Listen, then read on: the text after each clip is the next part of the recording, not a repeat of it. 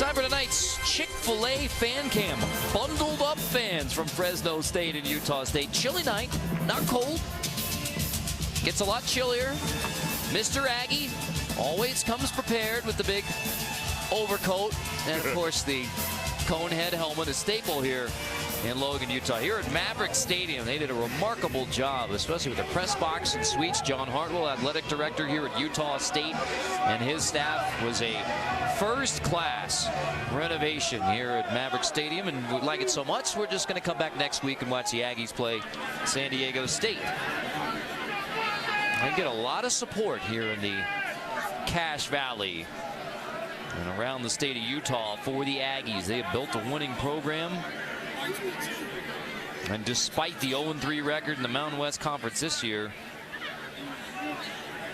there is confidence in the program. Matt Wells saying, hey, we need to take some of the frustration and turn it back into hope. An opportunity here in the fourth quarter, and it starts with Lindsey straight ahead. Inside the 35, close to an Aggie first down. It'll be third and short. Mike Bell on the stop. Just some great blocks here backside. He's going to hit it and cut off the nose guard. The center does a nice job running the tackle out. Just a huge hole backside, which is where you want to hit it when you're running that inside zone concept. They're going to measure this. If it is third down, amazing to think Utah State has a lead in this game. It's a touchdown lead in the fourth quarter. They're only 3 for 9 on third down. 33%, 3 third down conversions, and you have a touchdown lead. You have to give a little bit of credit to this Fresno State defense. They've kind of bent but not broken. Held them to 17 offensive points. The other 7 coming on a blocked punt. But I'm surprised they haven't made a more concerted effort to run the football. We just saw their ability to do that there. When you have a mobile quarterback, that just gives you all the greater elements. But this is going to be well short of the first down here. I know I'm being nitpicky here. That's not even close to bring the chains out. They're being very thorough as an officiating crew here tonight. Making sure they're getting it right. More important to be right than to be quick. Nearing kickoff in London. I'm the one who's got the 2-hour drive back to Salt Lake tonight. Third down coming up. Myers under center. Give it to Lindsey straight ahead, and he keeps rolling to the Fresno State 25-yard line. Tyquan Glass finally makes a stop. What I'm noticing about the running game of the Aggies is they're patient. They're letting Fresno State get themselves out of the gaps. That combined with some good blocks up front and in the inside zone's been there for them. 3 or 4 plays on this drive. Myers out of the shotgun. Play action. Time to throw. Deep shot. End zone. It is caught for a touchdown. A remarkable grab by Tarver.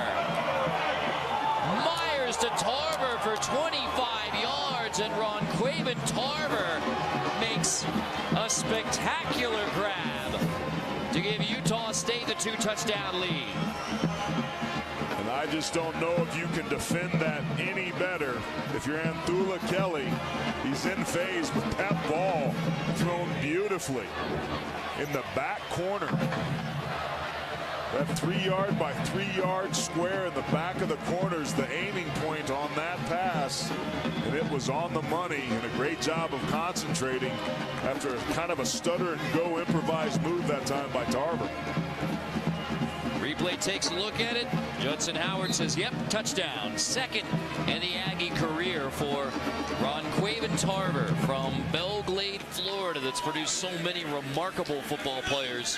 To Fort Scott Community College and now on to Utah State. And an Aggie team that has had trouble closing. They blew a 2-touchdown lead in their last game against Colorado State, but a touchdown in the third. And now a touchdown from Myers to Tarver in the fourth. And it's a 2-touchdown lead for Utah State. Utah State trying to snap a 3-game losing streak. They have a 2-touchdown lead in the fourth. As we take a look at our Geico difference makers, Jason Berger, when he has been on, he has been solid for Fresno State. And for Utah State, Ken Myers, both rushing the football and the 3 touchdown passes for Ken Myers tonight. Really been a balanced playmaker for this team. Doing a nice job throwing a couple of beautiful balls. That last one on the touchdown there. I mean, that's a next level throw that we've seen from Myers, who's been inaccurate at times, but that last one was on the money. Only 4 passing touchdowns. That was among the bottom in all of college football passing touchdowns for Utah State. And then 3 passing touchdowns tonight.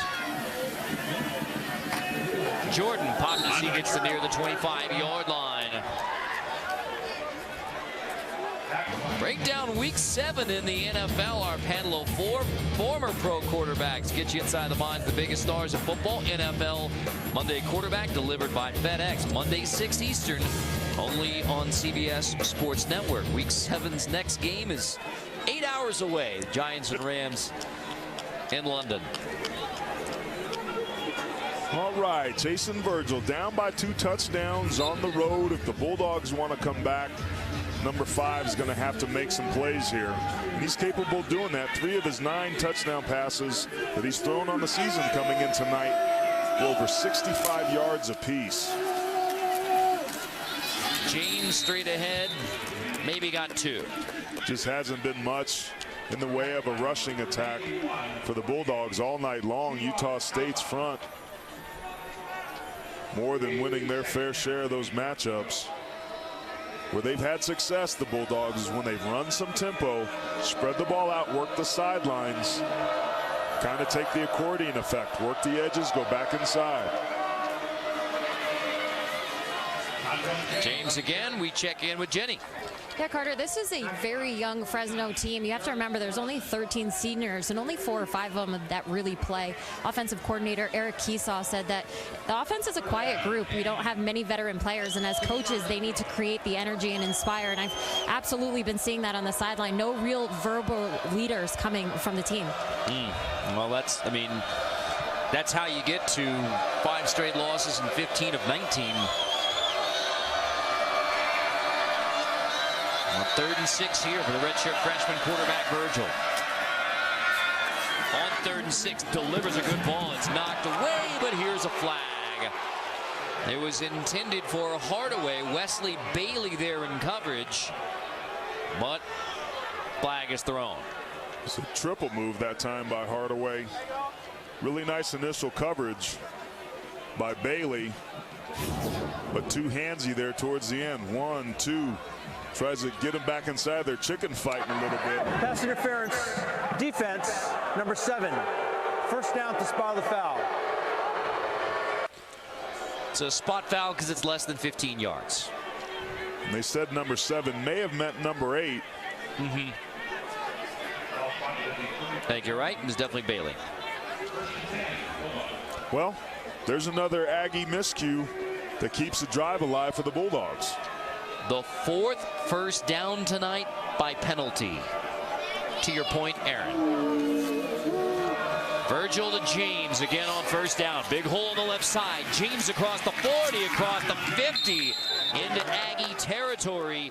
Dontel James finally brought down by Christiansen, an 18-yard gain. Keep your eye right here on the tight end. Kyle Rittering does a nice job. He's going to leave the screen for a second, but going to get a nice seal block right there, just enough to let James get to the outside edge. Virgil play action, quick hitter. Jordan has the grab near another Fresno State first down. They'll move the chains. Utah State starting to dial up a little bit more heat now as Fresno State starts to get inside, but you notice the Bulldogs are going back to the tempo, which has been so successful for them all night. Justin Rice in the backfield. He'll take the first down handoff. Manages to spin across a pile of bodies. They get 4, maybe 5. Ali Fua finally makes a stop. Nice job by Rice, picking up where Dontel James is left off with tough physical running. I love a running back that keeps their legs driving upon contact, because good things like we just saw with Rice there happen. Just the 4th carry of the year for the true freshman, Justin Rice. James getting a rest right now after 29 carries in the game.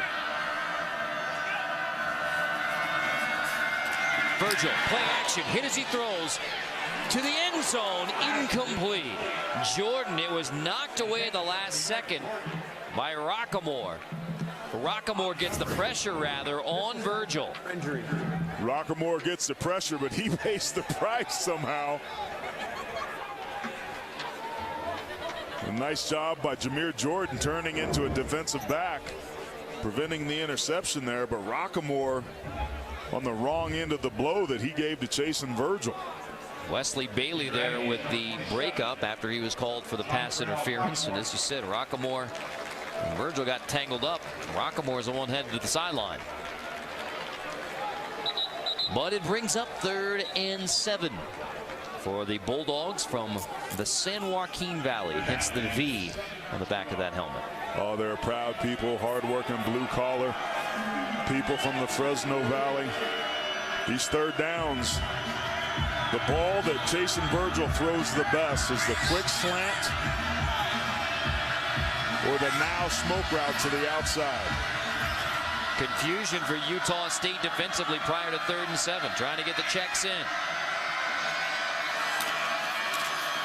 Playing coverage, and it's incomplete, almost picked, and it was Bailey who had a chance at the interception. Ball intended for Hardaway. 4th down coming up. Offense staying on the field for now. Some miscommunication there, and didn't throw the ball on time when he wanted to. I mentioned the 2 passes that he threw. That was a quick slant there.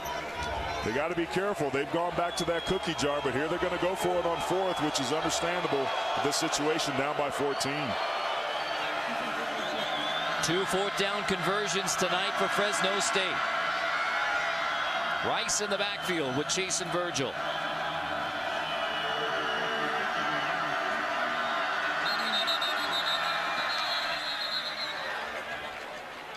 They're going to take a timeout. Fresno State.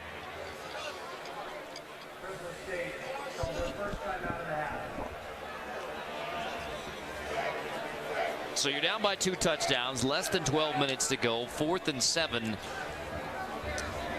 I mean, you figure this, it's been a fairly high possession game, but this is an opportunity for Fresno State. And when you're 0-3 in conference, if you lost 5 straight and you're on the road, you don't expect anything but the offense coming out here, do you? No, you got to be aggressive here, and they've had their opportunities tonight. There's been some late pressure and some of those sort of things, but I like the decision to go for it. If you don't, the field hasn't completely flipped on you.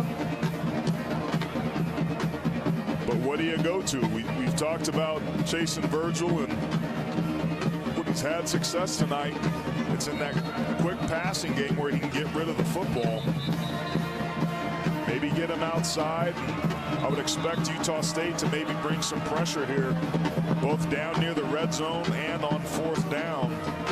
They've been very successful tonight doing that. We've seen some errant passes. I say you maybe get Virgil up. They're going to go for a field goal. They talked about it and chose differently. So Cody Cronin, who has made 12 straight field goals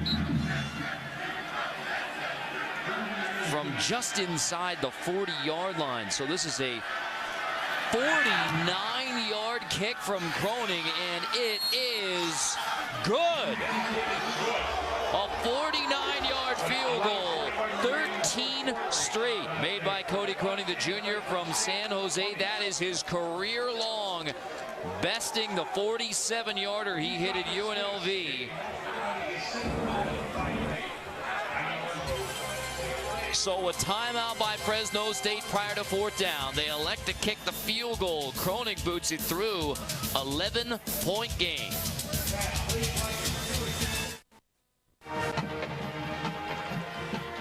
Fresno State gets a field goal to make it 31-20. Both these teams trying to win their first game in conference.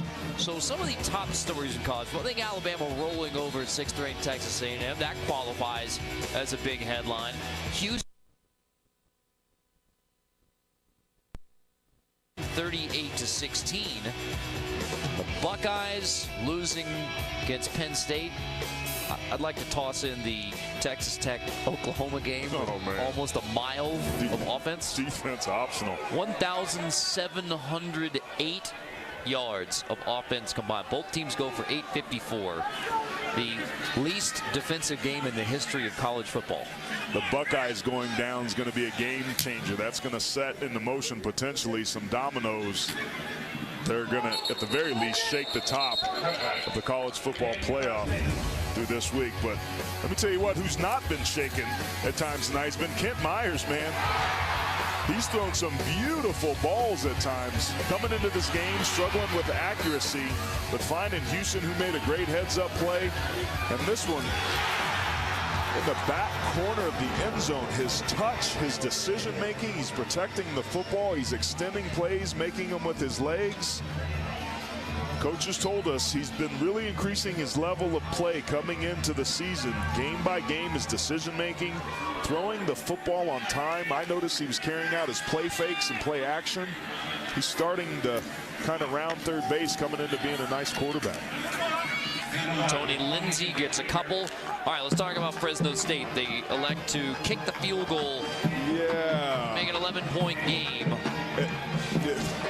There are no moral victories. Yeah, you need points, but you need touchdowns. To me, it's imperative now that their defense has to get a stop here and cannot let Utah State get any more points. I think that decision puts a lot of pressure on this unit we're seeing on the field right now. Myers 2nd and 8 on the roll. Throws it away. Great decision. A souvenir for some lucky fan. Oh, and by the way, we should mention that Utah State, they're on fall break, so the student section diminished. A little sparse. That's the look of a sparse student section. Again, fall break. Credit the Aggie students who've shown up for this one. Brings up 3rd down. So you talk about the pressure on the Fresno State D. They have a chance to get a 3-and-out, get off the field. This is what you want, 3rd and long situation. Pressure off the side. Screen, Lindsay. Room to run ahead. Lindsay has enough for the 1st down. Green finally makes the stop. Against the pressure, the screen breaks it. That's the way you beat the blitz. You screen it. Screens, draws, and delays. Takes advantage of the over-aggressive defense. Okeke coming off the edge, been so disruptive at times in the pass game. Just a beautiful play call and execution that time by the Aggies. Kind of like screenplays back in the day. We were among the best in the NFL with my time with the Packers. Lindsay spins and then falls forward for a gain of a couple. Carter, the key to screen game is everybody has to be on the same page. So we use landmarks. We use the numbers as our landmark. That was kind of our sidewalk. See Myers coming out of the game there. So it's Damian Hobbs now in for Utah State, the junior from Cedar Hill, Texas, who's only attempted 3 passes on the year. It's a curious decision at this point in the ball game if Myers isn't hurt. Stretch. Handoff for another 1st down for Utah State. And that's Alex Byers, the wide receiver, got some speed and a deep threat. Against a game in Colorado State, he was wide open on a deep ball, but kind of got overthrown. But now they put Kent Myers back in. That was an interesting decision to pull Myers out for a single play. Well, it worked. But it certainly did. Myers got the 1st down. Myers gets a break back in.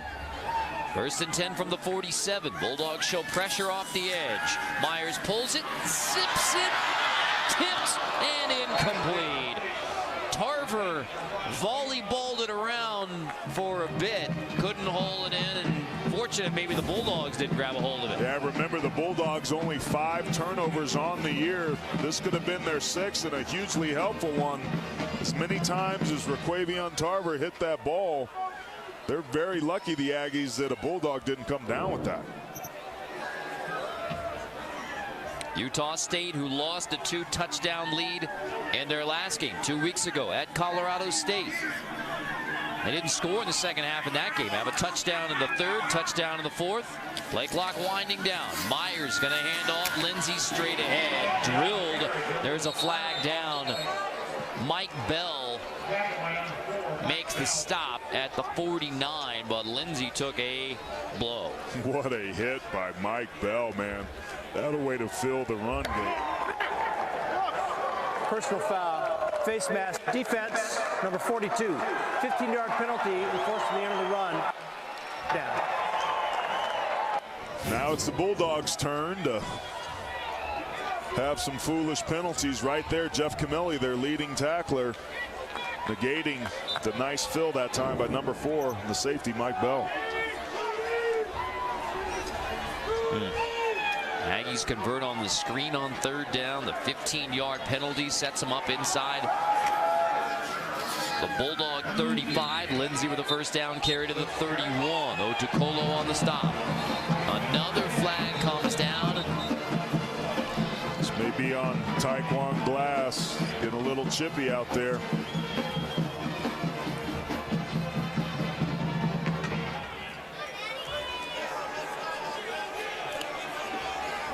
Can't afford to lose your composure. It's back-to-back plays. Potentially here could be very costly for the Bulldogs. Another discussion about the penalty. After the play, unsportsmanlike, defense number 25, 15-yard penalty from the end of the play, automatic first down. This is number 25's first unsportsmanlike of the game. See Tim DeRuyter, head coach, not happy with the call. Taekwon Glass pushes him in his face mask. It's a questionable call there, partner. If they say it's a punch, he should have been automatically ejected. Face mask and then the unsportsmanlike conduct. 6 penalties, 50 yards, Fresno State, including a couple of big ones on this drive. Lindsey's going to take it across the 15 and now inside the 10 for Utah State. Stratton Brown finally makes a stop. This is a divide play where it's zone blocking. They bring the tight end backside to kick out. And that zone blocking up front is what the Aggies have done a really nice job of, particularly on the cutback. Remember, Fresno State opted to kick a field goal on 4th down on the drive right before this one, putting a lot of pressure on their defense. They have to stop them here and keep points off the board for the Aggies. Otherwise, they're just going to run out of time. Lindsey takes it again inside the 5. It'll be 1st and goal for Utah State. It's their 3rd trip to the red zone. Touchdowns on the first 2.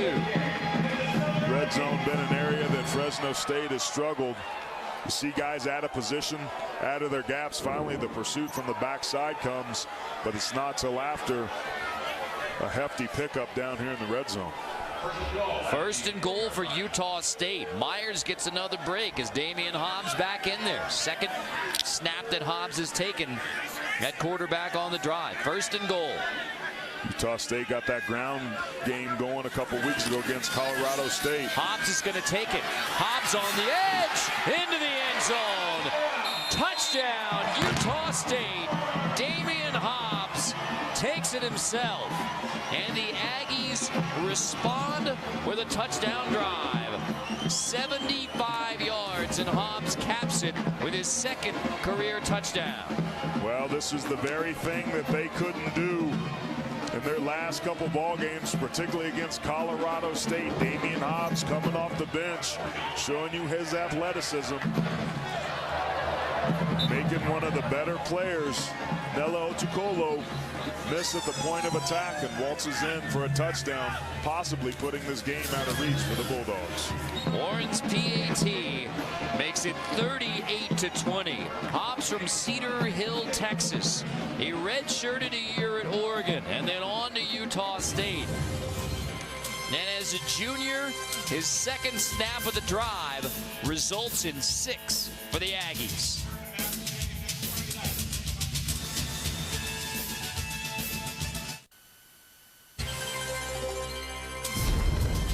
College football on CBS Sports Network is sponsored by Chick-fil-A. We didn't invent the chicken, just the chicken sandwich. By Bud Light. Raise one to right now.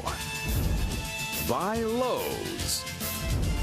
And by Nissan, premier partner of the Heisman Trophy. Glad you're still with us. Late night here in Logan, Utah. Only 2 college football games still going right now. You got Wyoming and Nevada. That one in Reno. Mountain West Conference matchup. Here it's Fresno State and Utah State. 2 teams winless in conference play. And a Utah State touchdown has given the Aggies a 38-20 lead.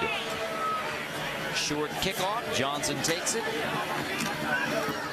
Shoved out of bounds near the 25. So we asked you at the beginning of the game the 3 questions. Aaron, would you like to answer those 3 questions at this point? Yeah, I don't know who came up with these questions, but these were spot on and really have told the story tonight. The Bulldogs doing a better job than normal shutting down the run, but still 5 yards per carries. Can Myers hit deep shots? 4 passes of over 20 yards. 2 of those were touchdowns. We talked about his precision and beautiful touches there. And when the Aggies start the second half right, touchdown on the opening drive of the 3rd quarter is just what the doctor ordered. And I think when you take all of that into account, looking pretty good that Utah State's going to win here. And that could be a nice kickstart to get them going the second half of this season. Johnson makes the grab, flag down on the play. This is a team that has been very close many times all season. And a game and a win like this at home, a place they play very well, could be just what the doctor ordered. Now as we'll clear downfield, number 62 on the offense, 5-yard penalty, still first down. Well, a lot of talk for the Aggie fans coming into this game was, all right, you know, you're disappointed, you're 2-4, you're 0-3, no question about it, but you can get on a run and still go to a bowl game. And that's still very much a possibility for the winner of this football game, which is looking with 6:55 a whole lot like it's going to be Matt Wells' Utah State team. There's been a lot of good things that they'll be able to take from tonight's game, but more than anything, it's going to be a false start, my guess, on Fresno State there. Falling apart at the seams. You just kind of see the wheels coming off right now for the Bulldogs. Prior to the snap, false start. Offense number 73, 5-yard penalty, still first down. The 2 huge penalties defensively helping Utah State's last touchdown drive, and now the 2 penalties on offense in a must drive for Fresno State. Got back-to-back penalties on offensive linemen. That's not helping an offense that struggled at times to move the football. Virgil, incomplete. Say this about Fresno State. I mean, this is looking like a 6th straight loss. It would be 16-20. That's obviously going to bring pressure on the program, especially when you have a winning tradition at Fresno State. Tim DeRuiter, who won the conference championship in 2013 at Fresno State, they knew that there was going to be a dip or a gap when you have a year with 13 seniors. I mean, the circumstances to how you get there is another story, recruiting and some misses, but they knew that this was going to be a struggle, more of a struggle than they anticipated. But here's maybe a little ray of hope. Fresno State, they started the year 1-7 back in 2006. The good news in 2007, they won 3 straight games after that 1-7 start. Came back the next year, 2007, won 9 games. So that's for Fresno State fans, that's your ray of sunlight. Man, how much time did you spend digging that up? You got a whole week. I got one more. Hardaway makes the grab. Now, this is a 6-game losing streak. Fresno State had an 8-game losing streak back in I promise you, 1929. The next year they bounced back in 1930 and went undefeated, 8-0. So there's some historical precedent for bounce back from losing streaks for Fresno State. Jordan sprinting across the 50. I mean, there's still 5:25 to go in this game. It's 18 points. Fresno State may be looking more for momentum and optimism at this point. Yeah, and if you're the Utah State Aggies, I think you got to bow your back up and can't get lackadaisical as well. It's going to be important for them. The offense has done their job by scoring points, but the defense has to get some stops here also. Incomplete intended for Hardaway. Another flag down. Saw the note earlier. This would be Fresno State's first 0-4 start in conference since 1978 and the Pacific Coast Athletic Association.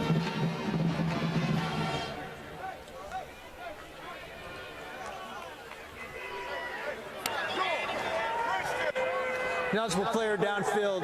Offense number 73. 5-yard penalty. Still first down. Wow. When it's raining, it's pouring. A couple penalties on him on this very drive. Some earlier from the game.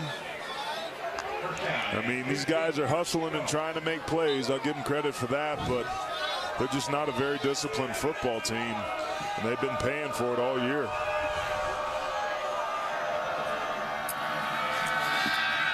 Virgil. That's an incomplete pass.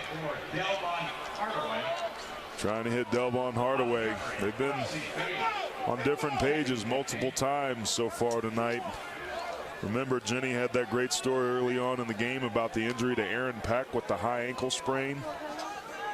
Kind of the things that set in motion. Jameer Jordan, Delvon Hardaway having to step up. Take some of that slack, but Virgil been off target at times. Second out, playing to the outside. That's Justin Rice, the true freshman. Got more playing time tonight. Fresno State trying to run some tempo here, but some confusion with personnel coming in and off the field.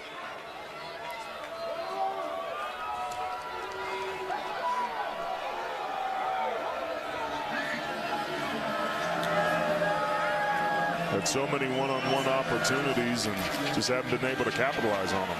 Flag down again as Virgil completes to Keyshawn Johnson on the outside. Two flags down. Gray and Centers finally make the stop on Johnson. 4 penalties on this drive? Yep. Personal foul, chop block, offense, number 22 and 78. 15-yard penalty, still third down. It's Justin Rice, the true freshman, and the right tackle, David Patterson. Keep your eye on the right side of the screen. You're not allowed to chop block a player when he's engaged with another player. That's exactly what happened there. But again, to Fresno State's credit, at least they're being aggressive with what it is they're doing. But it's clear that the concentration level is dropping down, watching their body language. They're kind of moping around. Not a whole lot to get excited about for the Bulldogs offensively. This drive, anyway. 3rd and 26.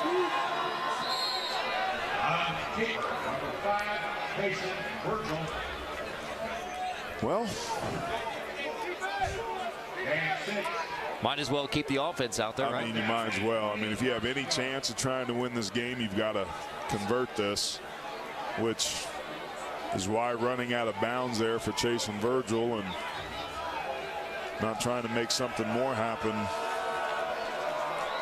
all the more questionable. 4th and 20.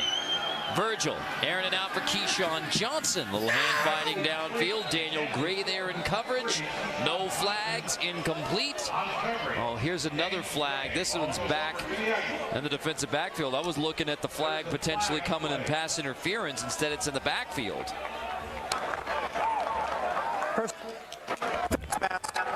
Offense number 58. Penalties declined. First down, Utah State. That may be the most penalties on an offensive line in one drive that I've maybe ever seen as a football player. And that includes the ones that I played on. And on that note, we take a timeout.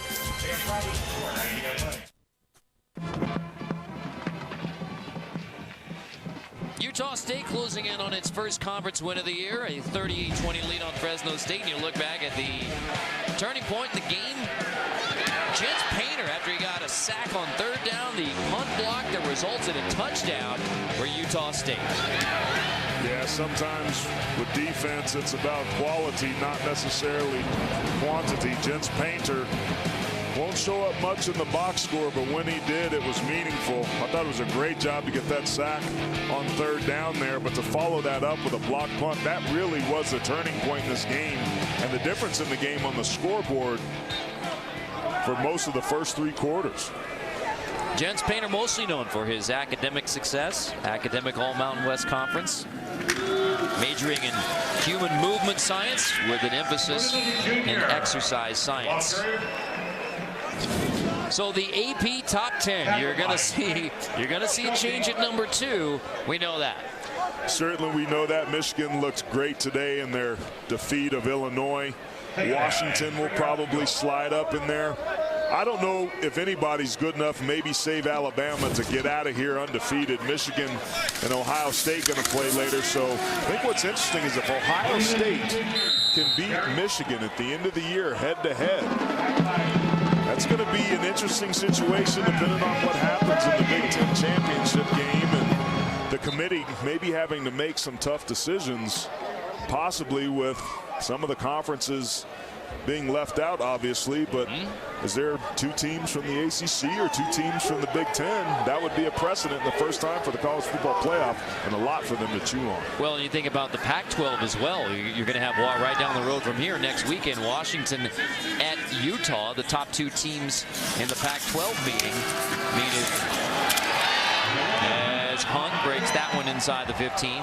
If Utah beats Washington, it would take a lot for Utah to jump into that top 4. So you're talking about, all right, it's difficult to see a Big 12 team, although it's certainly possible.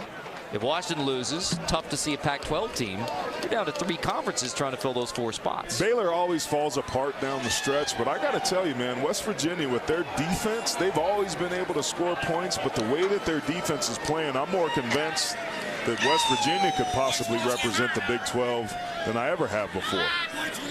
Even though that it looks like that maybe Oklahoma will be the team to beat in that conference. Hunt on the edge, shoved out by Glass. Touchdown saving tackle with 2:14. Well, for Utah State, they are going to avoid their first 4-game losing streak since 2008 under head coach Brent Guy, who won only 9 games in 4 years. What was a low point for Utah State football not too long ago. That was before Gary Anderson turned it around here in Logan. Now at Oregon State, and Matt Wells, the former Aggie quarterback, taking over at head coach.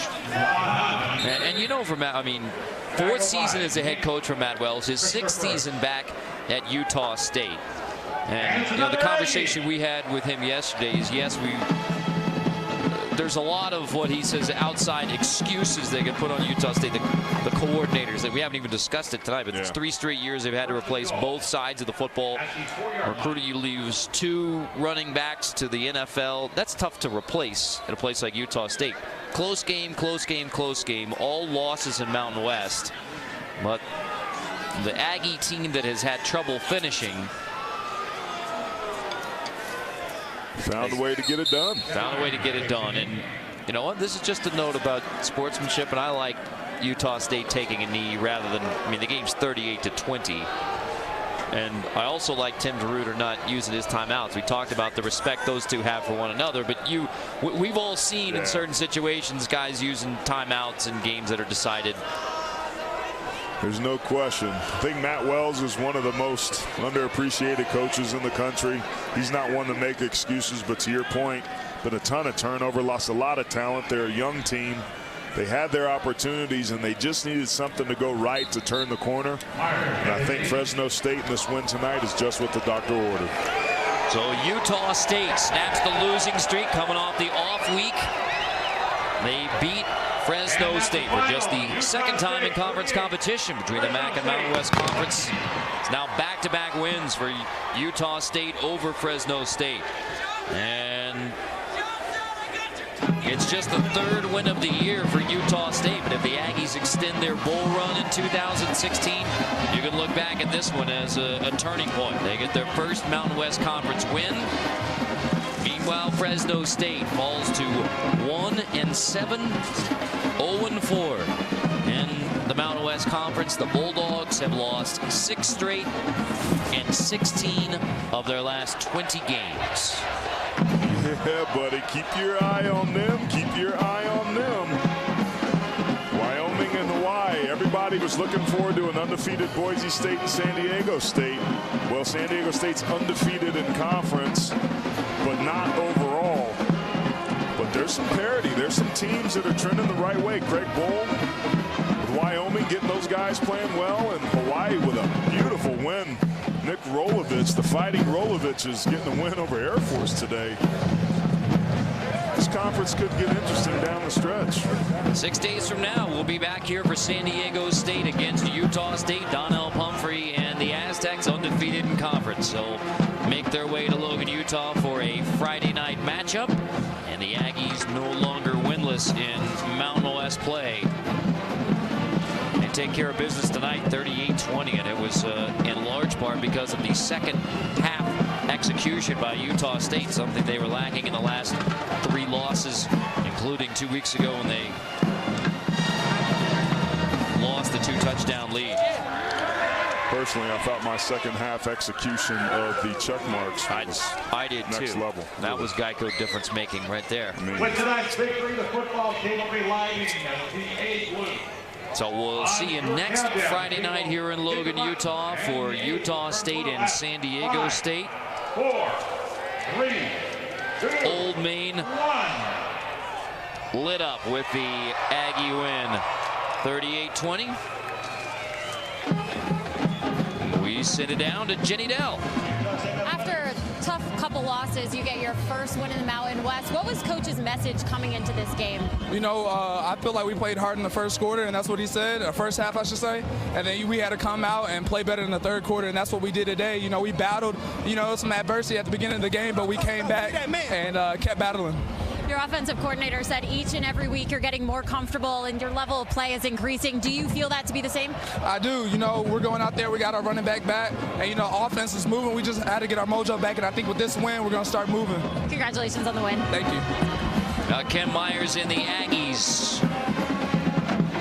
3-4 now on the year. 1-3 in Mountain West Conference play. For Aaron Taylor, Jenny Dell, our producer Scott Brandwine, director Matt Blundell, our entire crew.